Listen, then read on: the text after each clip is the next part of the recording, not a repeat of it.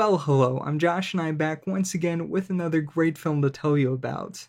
And I thought I'd mix it up this week with a little more recent film. I've primarily been talking about a lot of classic Hollywood, mainly black and white, some even silent films this year. Now, this isn't too recent, mind you, but it's really one of my favorites from the 90s. A decade I realized I have not covered on this channel, so I thought what better one to start with than Tom Hanks' 1996 directorial debut, That Thing You Do.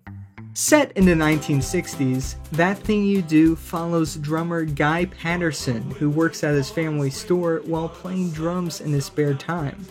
But when his friend's new band, The Wonders, which reads as The Oneaters, need an emergency fill-in drummer, Guy jumps in, and through an improvised tempo change on their new song, the band is soon shot to worldwide fame. So as I said, this was the first film that Tom Hanks wrote and directed, and it's a very fun spin on the young rock and roll bands of the 1960s that came around after the Beatles. And without giving too much away, you really get to see the full arc of success that most of these groups with a hit song had.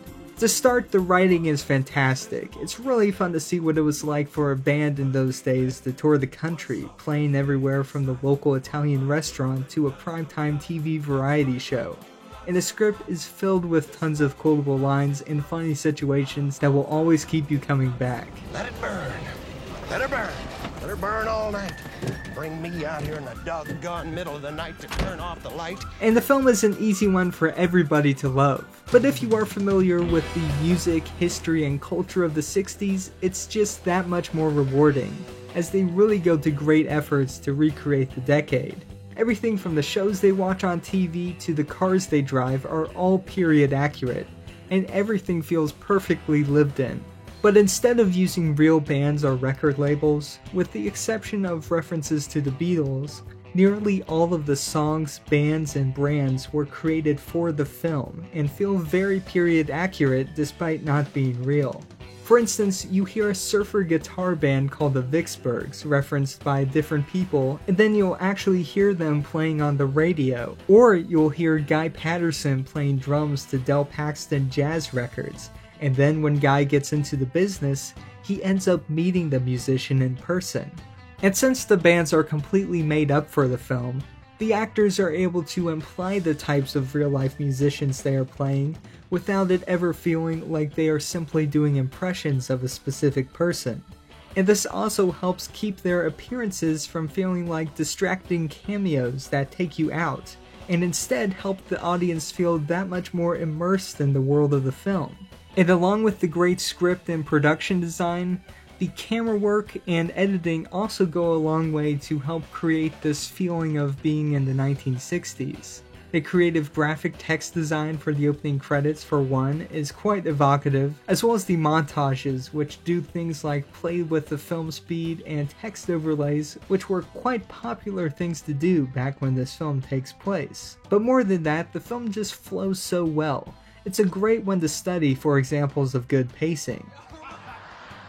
The editor Richard Chew actually edited films like the original Star Wars, Risky Business, and The Conversation, so needless to say, he was very experienced. And speaking of experience, this film was shot by Tak Fujimoto, the legendary cinematographer famous for films like Ferris Bueller's Day Off and The Sixth Sense, along with his many collaborations with director Jonathan Demme. And I mentioned the connection just because Jonathan Demme was actually a producer on this film, and he can actually be seen in the film directing the major motion picture where the Wonders humorously appear as Captain Geach and the Shrimp Shack Shooters. But anyways, Fujimoto was a great cinematographer, and he uses his camera work along with light and colors in ways that are really evocative of the period. And while most people will not even think that deep about any of this, subconsciously, even if some of us weren't there at the time, a lot of what we know or remember regarding the look of the 60s is based on films and photographs. And so I think primarily using the techniques from the period really does help the audience feel like what they are seeing is real. I also like how you can see the color palette noticeably shift in this film. Since this is a period film, they were likely already going to create most of the wardrobe, And so I like that they took the time to use this as an opportunity to further demonstrate the change from everyday life in Pennsylvania with more muted colors to the heights of show business where everything is bright and vibrant. And the score for this film was written by Howard Shore, who has composed tons of major movies, The Lord of the Rings probably being his most famous. And the title song, That Thing You Do, was written by the late Adam Schlesinger, who is from the band Fountains of Wayne. And the song actually became a bit of a hit itself, reaching number 41 on Billboard. Sadly, he passed away in 2020 after getting COVID-19, and so in his memory, the main cast and a few others from That Thing You Do got together on Zoom and did a charity watch party, where they gave fun behind-the-scenes trivia on the film while they had a timer on screen so that you could sync it up with your own copy at home. And it's actually still up here on YouTube if you want to check it out. I'll put a link in the description. But speaking of the cast, this film is a fantastic one. The star Tom Everett Scott does a great job as Guy Patterson. He is the one we really follow through the whole story with, and though he has a lot of funny moments himself, he mainly plays the straight man to all the colorful characters the band encounters along the way. This was apparently his very first movie, and he had never played the drums before, and so he had to learn to play them while using the more challenging traditional grips since his character is supposed to be a jazz drummer. Steve Zahn is great as Lenny, as he brings most of the humor and quotable lines of this film, many of them apparently improvised. A guitar player in real life, Zahn was actually able to play all the music himself, which certainly helped shooting their music scenes, even though they were playing to a pre-recorded tape. Jonathan Scheck is wonderful as Jimmy, the lead singer and songwriter of the band. He's supposed to be kind of a John Lennon type, who enjoys the band's new popularity, but is much more protective of his songs and seems to take the band's future much more seriously than some of the others. Ethan Embry is also great as the bass player. Yes, that's right, playing off the joke that people don't know the names of bass players in rock bands, Embry's character is never mentioned by name, and so even though he's with them through pretty much the entire film, he is only listed as TB player in the credits.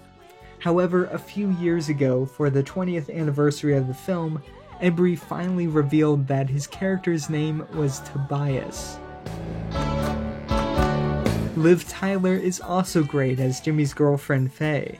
She plays the band's biggest supporter, and is actually the one who comes up with the band's name The Wonders in the first place. You're talking gibberish. And in addition to directing, Tom Hanks also appears in the film as the band's sort of Brian Epstein-like manager, known as Mr. White, who often ends up being the adult in the room to counter the band's goofy antics. And outside the band, there are a ton of great actors that would take 10 minutes just to go through. People like Charlize Theron, Giovanni Ribisi, Oba Babatunde, Chris Ellis, Bill Cobbs, Rita Wilson, Kevin Pollak, and more, along with some great cameos from people like future Bridesmaids director Paul Feig and Tom Hanks' bosom buddies co-star Peter Scolari. It also has Chris Isaac, Clint Howard, and you can even spot Bryan Cranston in there as an astronaut before he was famous. But despite how impressive this cast is, and the fact that it's Tom Hanks' directorial debut, I really haven't heard a lot of people talking about this film on the internet. I know it's 20 years old, but there are tons of old movies that get a lot of discussion, especially from the 80s and 90s. I certainly find myself quoting it more often than I realize, and I always enjoy revisiting it every few years, and hopefully you will too. So if you want to see That Thing You Do, it's a pretty easy one to track down. I'm not sure if it's streaming for free anywhere, but it's certainly available as a rent-or-buy option from all the usual sites, and physically you can get some pretty good quality DVDs and Blu-rays as well. There is even a 2.5-hour extended director's cut of the film, which comes with most of the physical releases of it nowadays. And I'll say it's pretty cool to watch for fans of the film, as it gives a little more background on some of the characters and the story, but as someone who has seen the theatrical so many times that the dialogue is ingrained in my head, it definitely feels a bit weird at first, and the pacing is of course quite different when you see the alternate takes and extended scenes that you are not used to, and so I still think the best version of the two is the theatrical, but like I said, the director's cut is still quite fun to check out if you love the film as much as I do. So now for my comment question, and I'm wondering, what is your favorite film about a band? Now the band can be real or fake, and though musical biopics are certainly an option, you could also go with a film that features a real-life band, such as the Beatles in A Hard Day's Night. But whatever you choose, be sure to write them in the comment section down below and start discussing. Hit the like button if you enjoyed this video, and subscribe if you want to see some more of these. Remember to keep watching movies, and I'll see you again soon. I play a lot of cards. Obviously. Want to see my deck? See? You gotta be quick. You gotta be quick with me. I'm from Erie, PA.